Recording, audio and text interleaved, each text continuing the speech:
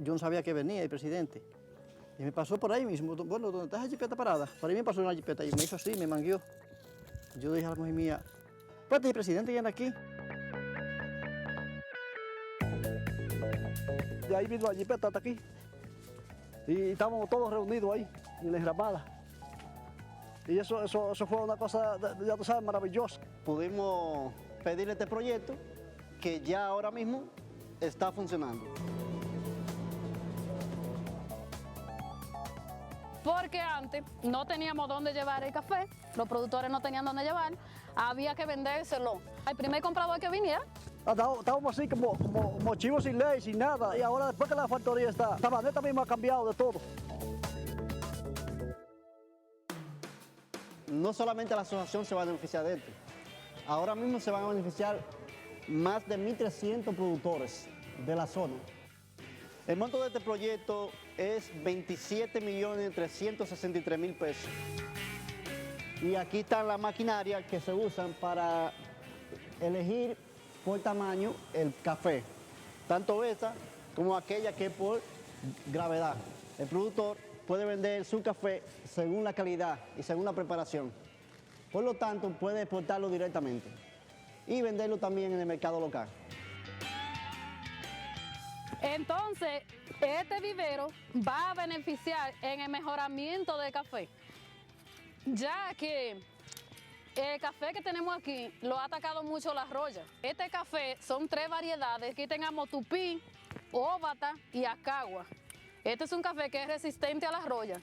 Nosotros estamos trabajando en el vivero, por ahora aquí tenemos 13.000 plantas. Pensamos extender la plantación hasta más de 20.000 matas para ir comenzando. De aquí al futuro, esta factoría va a ser el centro donde los productores van a traer su café, donde va a haber confianza, donde va a haber seguridad y donde va a haber una economía más estable. Muy contento porque es un paso bastante amplio que hemos dado. Ya nosotros, como quien dice, tenemos el futuro de la cosecha asegurada.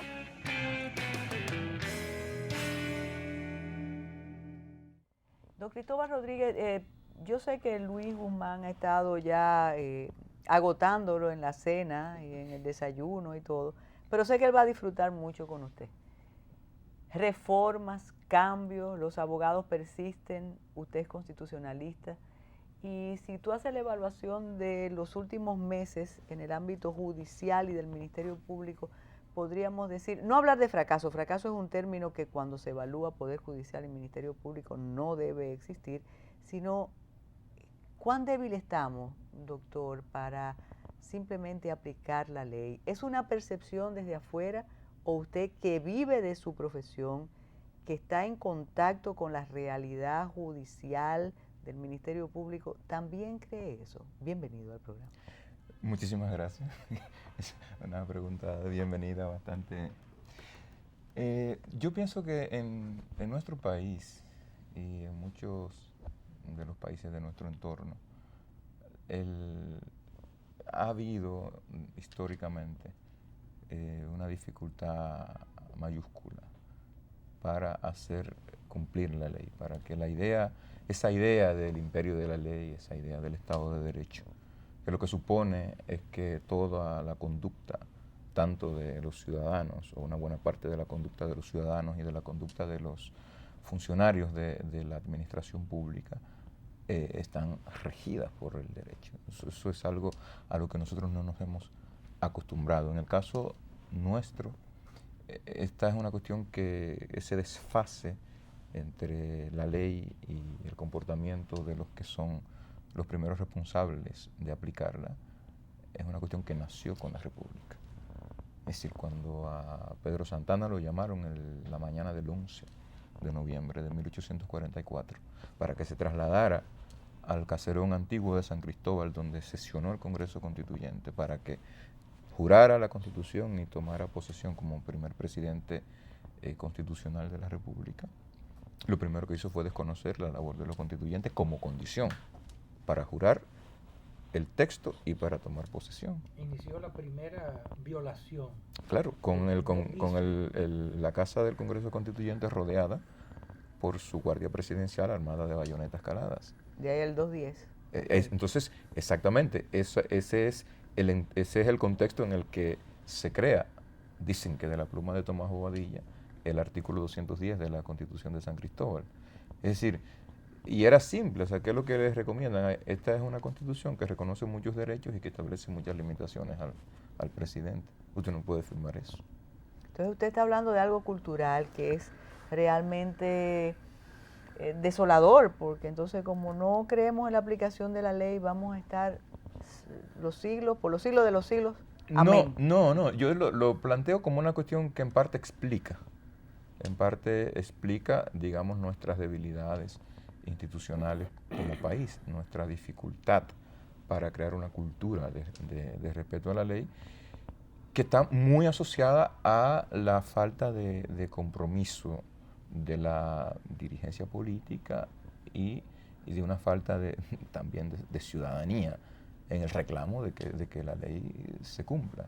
No, eso no significa que esto tiene que seguir así, no así. Nosotros no somos un país que en términos exclusivos tiene o ha tenido esa característica. Hay muchos otros países que han logrado rebasar esa situación. Hay países que donde los presidentes no son los que envían una terna o los que nombran en el Ministerio Público o tienen influencia para que en el Poder Judicial no se nombren sus recomendados, o sea, donde el presidente de la República, donde el Poder Ejecutivo no tenga una influencia real, como sucede aquí. No, hemos avanzado muchísimo. No, lo sé, pero hay algunos donde se pudiese. Mire, el problema no radica en si el Poder Ejecutivo, o para decirlo, vamos a quitar el presidente del medio. O sea, yo creo que no es deseable, lo voy a decir con mucha claridad, no es deseable que la política sea abstraída o esté separada del proceso de conformación de los tribunales en ningún país. Cuando digo la política, quiero decir las instituciones centrales de la representación popular, Poder Ejecutivo, Congreso de la República, no deben estar abstraídas del proceso de conformación de los tribunales, porque es la única forma de garantizar un cierto nivel de legitimación democrática de los órganos de administración de justicia. Es decir, en la medida en que el juez no es electo por voto directo de los ciudadanos en la inmensa mayoría de los países, la única fuente de legitimación democrática de su designación radica en la legitimación democrática de quienes los designan. Eso vino por Montesquieu cuando los tres poderes, el Poder Ejecutivo, el Poder Judicial y el Poder Legislativo, donde para que no existiese esa influencia tan fuerte del Poder Ejecutivo en los demás poderes, como aquí se aplica. Sí, pero lo que sucede es que cuando uno lee, digamos, con cierto detenimiento a Montesquieu, y sobre todo cuando uno lee a Montesquieu a la luz de los textos de James Madison, que es clave, uno se va a dar cuenta que Montesquieu nunca postuló la idea de la separación de poderes bajo la premisa de que los poderes centrales del Estado funcionaban como compartimientos estancos sin ningún vínculo o relacionamiento. O sea, lo que se desprende en términos reales de una lectura concienzuda del espíritu de las leyes es una apuesta por una relación de colaboración que debe tender a ser armónica entre los poderes. Es decir, no es posible que la ley que hace el Congreso tenga ningún efecto práctico si no cuenta con el brazo ejecutor del Poder Ejecutivo, es decir, con la colaboración del Poder Ejecutivo, que es quien tiene la facultad de convertir en políticas públicas el dictado de la ley. Es decir, ¿qué es lo que hace el Ministerio de Educación? ¿Qué es lo que hace el Ministerio de Salud Pública? Sino, en base al mandato de la Ley General de Educación, de la Ley General de Salud Pública, diseñar políticas de implementación de la ley. Claro, y si no se cumple está el Poder Judicial. Pero el Poder Judicial, por ejemplo, no tiene aquí como esa influencia en el Poder Ejecutivo, en los distintos ministerios, para que cumplan con la ley y darle seguimiento, porque yo veo como que distraen la atención, vamos a decir, los legisladores, en cuestiones como banales del diario vivir y buscando siempre ese clientelismo, y uno no los ve enfocados, no, vamos a ver cómo es el seguimiento con esta ley, con aquella aplicación, cómo se está administrando con el Poder Ejecutivo, cómo lo ejecutan. No acabo de entender el sentido de la Sí, pregunta. Los legisladores, ¿cómo le dan ese seguimiento aquí en República Dominicana? Si es que se lo dan. Pero el legislador hace la ley, el Poder Ejecutivo la promulga, la violación a esa Y ley la la ejecuta. decide el Poder Judicial. Claro, claro. Por eso, y el Ya Poder no tiene Judicial, más nada que ver. Después que una vez el legislador elabora la ley, Claro. el Ejecutivo la promulga, se publica, cualquier cuestión relacionada con la inaplicación o con la infracción de la ley es una cuestión de la competencia de los tribunales, esencialmente. del Ministerio Público. Salvo los jueces, los tribunales, el sistema de administración de justicia en general, salvo que el Poder Legislativo decida luego, digamos, introducir modificaciones a su propia obra. ¿Y quién lo apodera entonces? Bueno, el Poder Ejecutivo tiene iniciativa legislativa, Sí, Claro. pero cuando es el Poder Ejecutivo también que- la tiene. que lo infringe, que no ejecuta apropiadamente, entonces ¿cómo? Es una cuestión ¿Cuál de, es? ¿Una eso es una trampa? cuestión de los jueces, y quien lo apodera depende de qué se trata el asunto. Pero en nuestro sistema de administración de justicia, en el que se ha venido observando un proceso, digamos, muy marcadamente a partir de la reforma de 1994 y su principio de aplicación en 1997 con la conformación del Consejo de la Judicatura, digamos, se ha venido produciendo una modificación considerable en muchos ámbitos. Sin embargo, yo pienso que hay, digamos, limitaciones y problemas que no fueron parte de la visión de la visión inicial de ese lanzamiento de la reforma constitucional, que hoy son un problema importante, que debe ser acometido Cristóbal, por tribunales y fiscales y tú por la siempre has sociedad en sido general. optimista y ahora vuelves a ratificarlo, y eso es importante, con los cambios a partir del 94. A pesar de los errores, de los fracasos, de los fallos, tú eres optimista y tú siempre has dicho que de alguna manera que esto es mejor que lo que teníamos. Sin embargo, cuando regresemos, tú nos vas a explicar qué logramos diferente a lo que teníamos antes del 94. Regresamos de inmediato.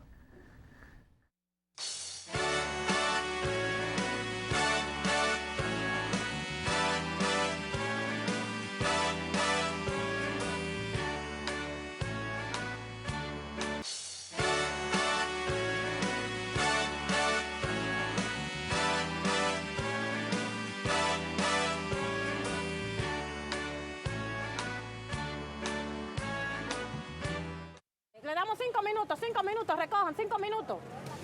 Eso fue una pesadilla terrible. Oiga, yo no quiero ver a nadie en esa situación. Por más de 3 décadas, comenzaron a ocupar un antiguo caserón de Gascue. Más de 50 familias hicieron allí sus vidas, tenían sus negocios. Era un vecindario en sí mismo. Allí soñaron y vivieron. Nacieron sus hijos y hasta nietos. Hasta que un día, los propietarios reclamaron su derecho.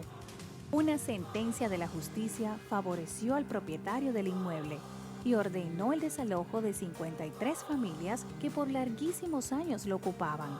De repente, se encontraron en la intemperie. Nosotros no esperábamos que a esa hora se iba a hacer desalojo. Yo me di cuenta cuando tocaron la puerta que estaban derrumbando la puerta.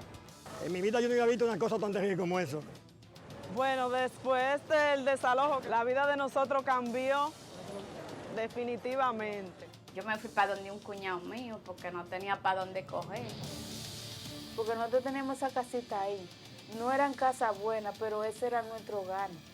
Ya usted puede imaginarse lo que hemos pasado aquí desde el 2012, porque fue el 1 de diciembre de 2012 a esta época. Personas pasando toda la clase de incertidumbre. Usted se imagina la edad que yo tengo, a empezar de cero, después de vieja. Yo sabía, mira, yo tenía la esperanza, por eso yo lo dije y siempre lo digo, que cuando el presidente se diera cuenta del problema de nosotros, iba a hacer algo. Cada vivienda tiene un solar de 250 metros. Estas viviendas están construidas sobre platea en un total de 69 metros cuadrados. Cada vivienda consta de 3 habitaciones con su closet, un baño, sala, comedor, cocina con su meseta, una despensa y espacio para una nevera.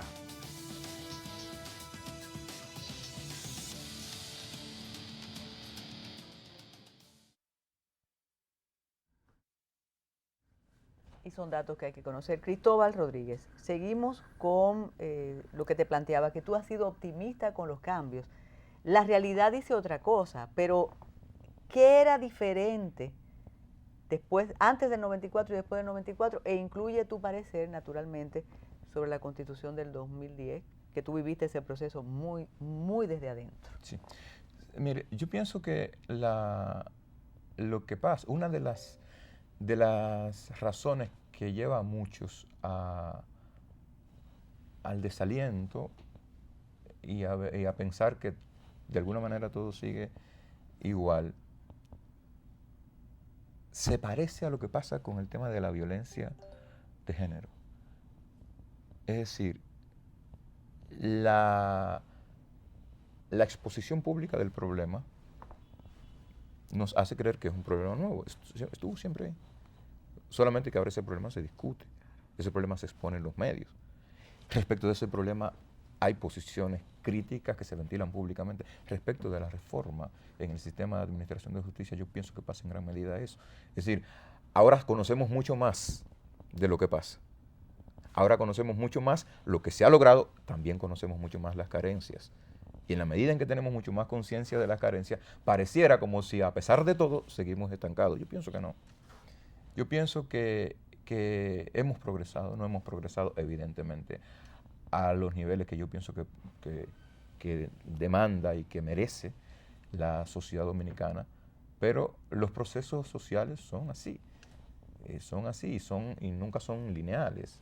Subimos, a veces nos estancamos, luego seguimos, a veces retrocedemos, y siempre ha sido así, y lamentablemente siempre va a ser así. Pienso que la apuesta tiene que ser por, sin perder de vista las deficiencias, tener conciencia de que siempre hay que hacer una apuesta por el futuro y por lo mejor. Eso, yo creo firmemente en eso. En relación con lo que decía cuando nos fuimos a la pausa, yo creo que el informe de Desarrollo Humano 2008 del PNUD publicó datos como estos. En el año 2006, al sistema de administración de justicia ingresaban, digamos en promedio, en ese momento, 115,000 casos en total al año. En ese momento, en el país teníamos 618 jueces. En el discurso del Día del Poder Judicial, el 7 de enero de este año, el magistrado Mariano Germán Mejía decía que en el 2013 al sistema ingresaron 348,000 casos, más que el triple de lo que teníamos hace 7 años. ¿Y cuántos jueces tenemos? Seguimos prácticamente con la misma cantidad de jueces. 622. 630, 640, jueces más, jueces menos.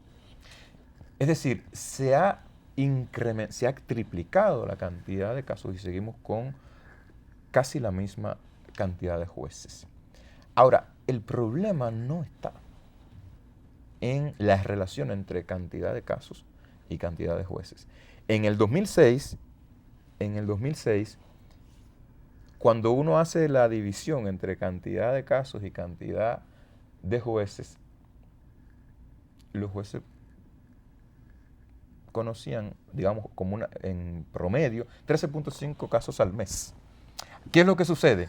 Que hay al mes. ¿Cuál es el problema? 13.5. Pero, óigame, que realmente si 115.000 son para 630 y ahora son 348.000, estamos hablando de una situación que de más de 1.800 casos por jueces se ha triplicado a cerca de 3.000 casos por juez. Y si tú dices que nada más atienden, por ejemplo, 10, 12, 14, óyeme, es un drama, es una situación caótica. Mira cuál es la situación. Nosotros tenemos una distribución del aparato de administración de justicia, del aparato judicial, asignada por el criterio territorial exclusivamente. Y entonces nosotros tenemos unos niveles de irracionalidad tremendos. O de injusticias. Es decir, el 62% de los tribunales de paz de la República Dominicana conocen menos de 10 casos al mes. Eso es menos de un caso cada 2 días. Y tienen más presupuesto que... Y en el mantenimiento de esa estructura, el Poder Judicial invierte cerca del 16% de su presupuesto. Cerca del mantenimiento de un juzgado de paz al año ronda los 2.700.000 pesos. ¿Cuántos juzgados de paz tenemos en el territorio aproximadamente? No sé cuántos son la cantidad total, pero el dato es este. El 62% de nuestros tribunales de paz conocen menos de un caso cada 2 días. Cada 2 días. Pero hay una inversión tremenda en eso. Luego hay otro tema que es la cuestión presupuestaria. En el Poder Judicial, a partir del año 2006, y desde el año 2006 y de manera consistente, se ha venido produciendo una merma en la asignación presupuestaria año tras año. Es decir, de 2.04 del presupuesto general de la nación que se le asignó en el 2006, llegamos al 2013 con 1.7. Cuando tú ofreces esos datos, Cristóbal, ahí uno se da cuenta que a veces se hace más daño que bien con la denuncia alegre al Poder Judicial y al Ministerio Público. Claro, porque esa realidad es dramática es una realidad, e incide en el resultado que tenemos. No solamente es dramática, es espantosa, porque no se trata entonces de hacer justicia, sino de injusticia, sobre todos aquellos casos que se quedan, que es casi la mayoría, casi el 70 y pico %, que se queda sin resolver. Y entonces se cometen injusticias. ¿Qué podemos hacer? Hay que estudiar, hay que leer y estudiar el discurso del presidente de la Suprema Corte el 7 de enero de este año. Es decir, el presidente de la Suprema Corte decía, por lo menos 100 tribunales creados por ley no se van a poder poner en funcionamiento. No puede ser. Más de 30 tribunales en proyectos de reforma, de remodelación, no se van a poder reformar ni remodelar porque no tenemos el presupuesto. O sea, sencillamente no hay presupuesto. Más lejos aún. Muy poco después de que fue designado como presidente de la Corte Suprema de Justicia el magistrado Mariano Germán, la Fundación Institucionalidad y Justicia organizó un almuerzo, conferencia, con él como orador invitado en el Hotel Embajador. Y él decía, en ese discurso, en esa conferencia, que, bueno, al otro día lo recogieron los periódicos, fue titular de toda la prensa. Hablaba del fracaso de la reforma de la jurisdicción inmobiliaria. Fracaso de la jurisdicción inmobiliaria. Es decir, y de que esa era una de sus prioridades, es decir, reencauzar el proceso de reforma de la jurisdicción inmobiliaria. No tenemos que explicar aquí los problemas y lo central que es esa cuestión en la vida de cualquier sociedad.